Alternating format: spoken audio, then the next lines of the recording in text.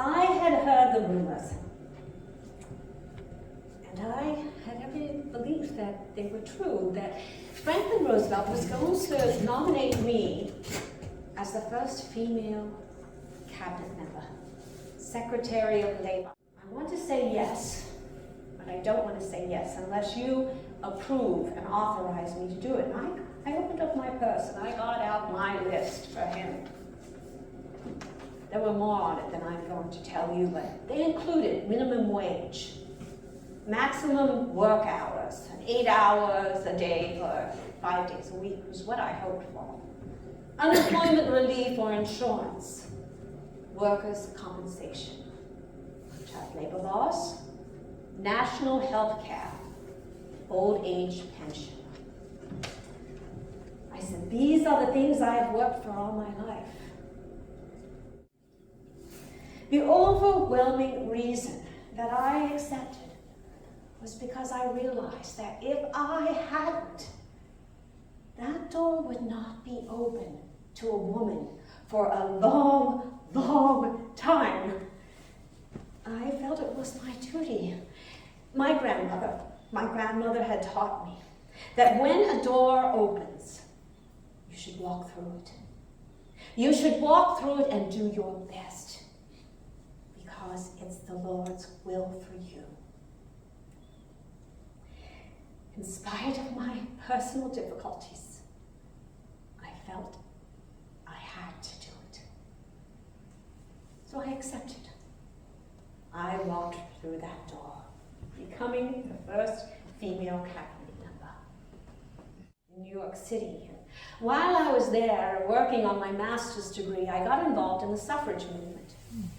I stood on soapboxes on street corners, and I learned another lesson there. I learned how to project my voice, how to keep calm in the face of irate people, having tomatoes thrown at me and all sorts of things said about me. I was visiting a friend of mine off of Washington Park. We were having tea when we heard the ringing of fire engines, the sirens going off, and we looked out the window to see smoke billowing across Washington Park. We went across the park and we followed to the Ash building that was on fire. That's where the Triangle Shirtwaist Factory was located. The 8th, 9th, and 10th floors were on fire. The firemen were trying to put it out with hoses, but the water would not reach that far, and nor would the ladders. Just as I arrived was when they began jumping. Their hair, their clothes on fire. There was no way to escape.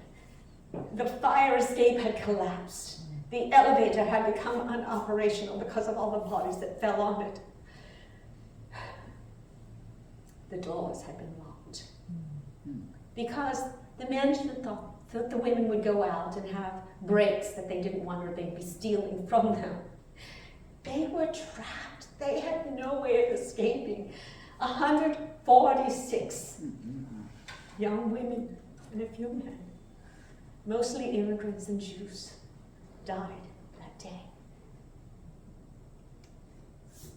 I swore that this would never happen again.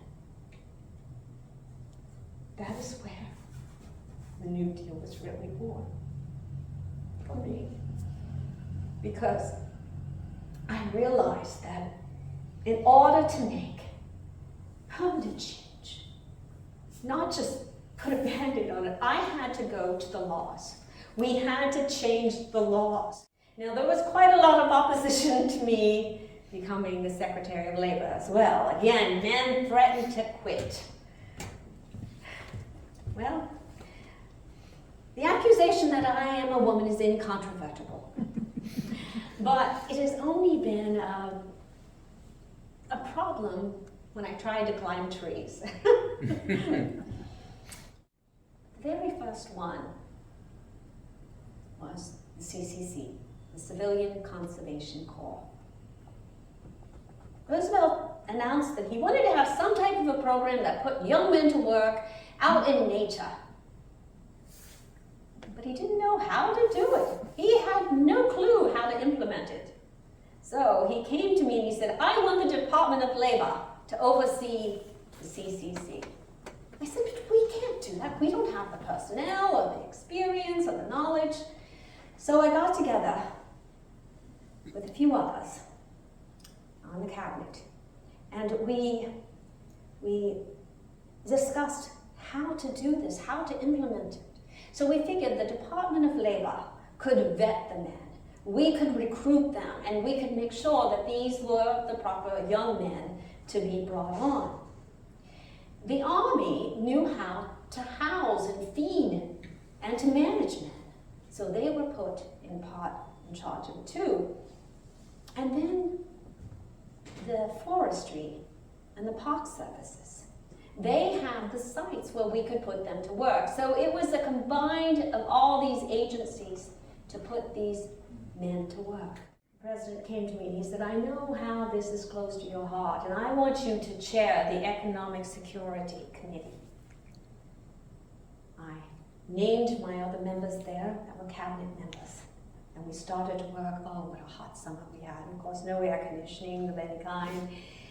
Working through that summer, trying to figure out how to make a law that would pass constitutional muster, because every other federal legislation that had tried to be enacted on labor had been ruled unconstitutional. I was sitting there having tea, and I found myself next to the Supreme Court Justice. We were having a nice conversation when he leaned close to me and he said, how is it going on the Economic Security Act? I said, well, actually, we're having a little bit of a problem trying to figure out how to make it constitutional. He looked around the room to make sure nobody was listening, cupped his hand, put it to my ear and said, the tax policy. Anything can be done under the taxes, my dear. That was the linchpin. That's what we needed to know, that we weren't interfering in any way between an employer and employee's contract.